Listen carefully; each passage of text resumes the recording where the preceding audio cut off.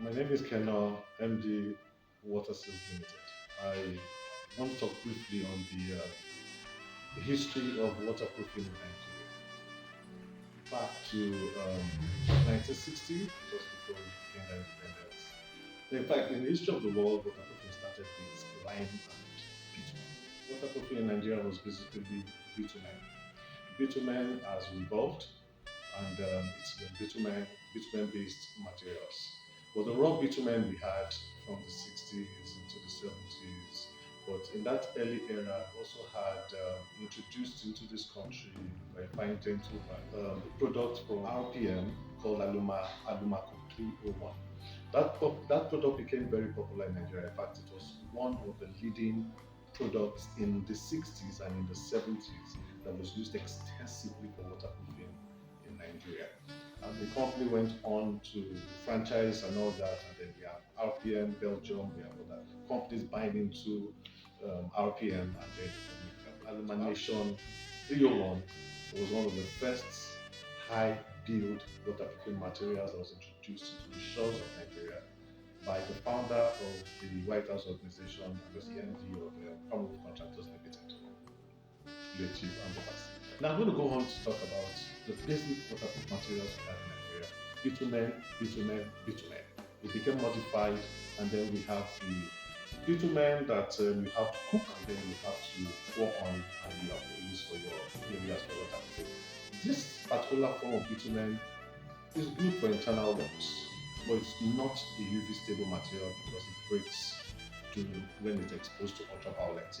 Then, of course, the paper felts came into existence where we had over molten bitumen, cooked bitumen poured on the surface, and then you unroll the paper felt on top of it. This was another form of waterproofing that existed, coming up from the 60s to the 70s to the 80s. And funny enough, some people still use paper felts. So by surprise. So and then bitumen, then people went on to modify bitumen. So we have modified bituminous emulsions, modified bituminous paints, modified bituminous stuff, and all that. So we have coatings and all that. And bituminous coatings are excellent, they are good, especially when they are not exposed to ultraviolet. Bitumen doesn't do so well when it's not exposed to ultraviolet. Bitumen, when it's modified and it comes in the form of felt membrane, can do well, but it depends on the reinforcement and then the amount that of deposit that is in it. Okay, so we go on through the era, then we come into the era of the waterproof membranes. Then for the waterproof membranes, which we commonly refer to as felt, we have different types of waterproof membranes. Very important, it's key for us to be able to discern or to know the difference between the waterproof membranes because they all look alike. They look the same. The only difference, what you notice, is maybe the thickness. It's 3 mm or it's 4 mm, or you also notice the finishing. It's plain or it has modules or stone coated mineral finishing on top of it. But what you will never know is the reinforcement. And to test the reinforcement, you have to try to tear it.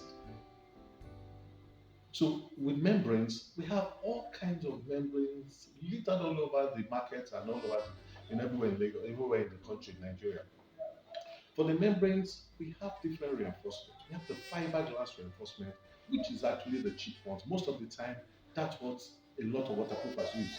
They use the fiberglass reinforced for your work.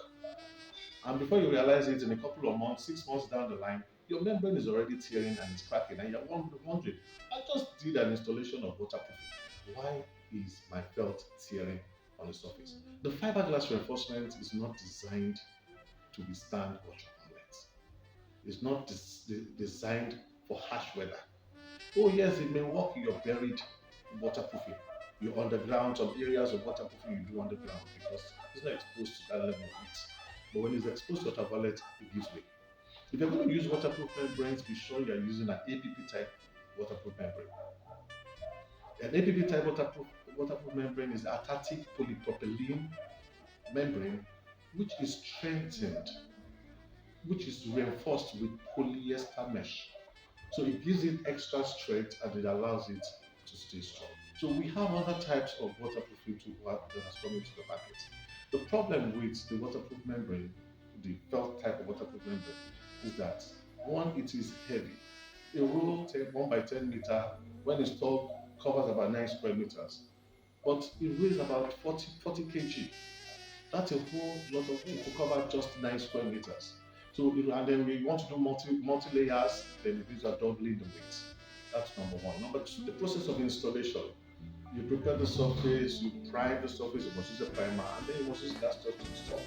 But in addition to that, you find that in as much as it's a good material and it can work well on flat roof areas and all that, but when you have multiple or when you have interruptions on the roof, it becomes a problem. Because an outlet, an upstand, and every other thing that is an interruption on the roof begins to create a problem. It shows the weak point of this material.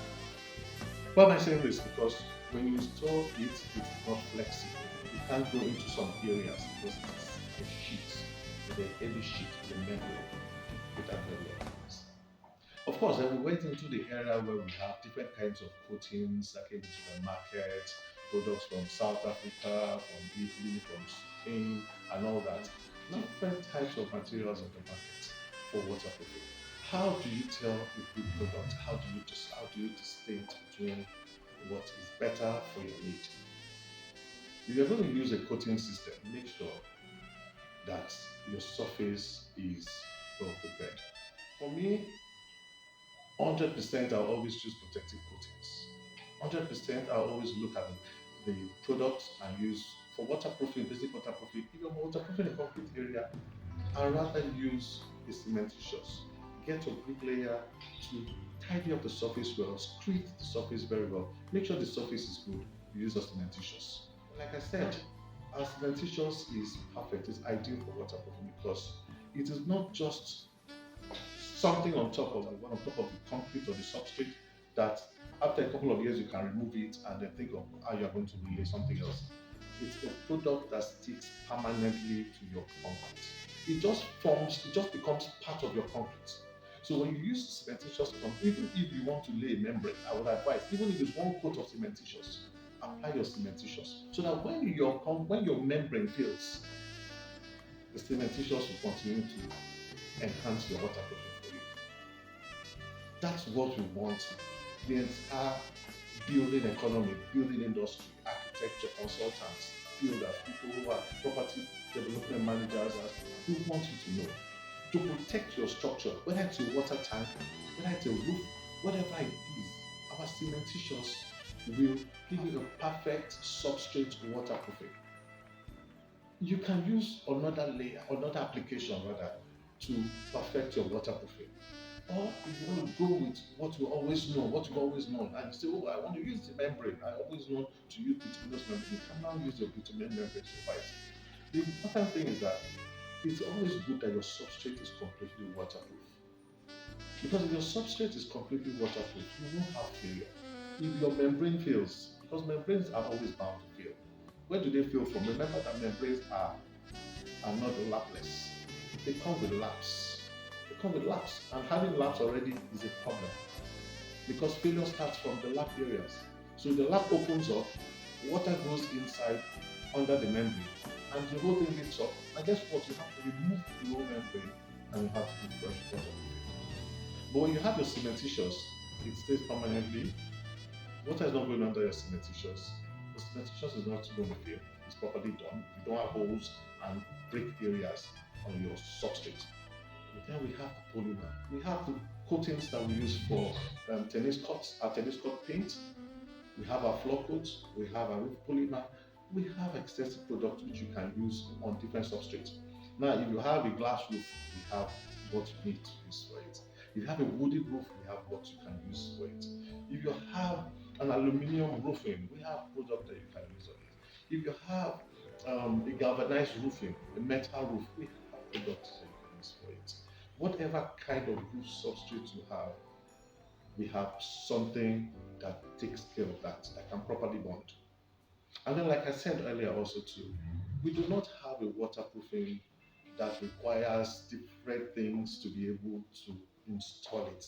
We have a waterproofing that you install directly on your substrate. You just clean it. You don't need primer. You don't need adhesives. You don't need gums. You don't need all that. You just apply it directly and it secures. All our products are a one-step application. All our products, right? The multiple layers of application of different things you need to apply will also increase the cost. So our products are economical, even though they are very safe. These products can be used extensively on all your surface types. It can be used for your tanking, it can be used for your foundations, for your DPR, for your piling, it can be used for your lift shafts, it can be used for your roofs, it can be used for your terrace, your balcony, it can be used for your swimming pool, it can be used for your pond, everything you require waterproofing for. It's important to check out our range of products. Try it out on your substrate. Try it out. Give it a try.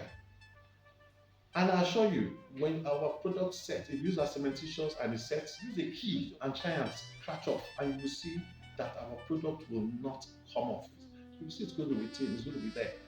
Go to the market, buy the products available in the market, take their products, do an application, take a key or a rough surface, scratch it and see if it will peel. If your waterproofing fails that easily, it's not a good waterproofing. But I will tell you that our waterproofing will stand the test of time. You scratch it with a key to show that it's like rock solid, it's not going to give way. While a lot of products are worthy and are good for use, I will always recommend protective coatings. We have all that you need for your waterproofing. Thank you.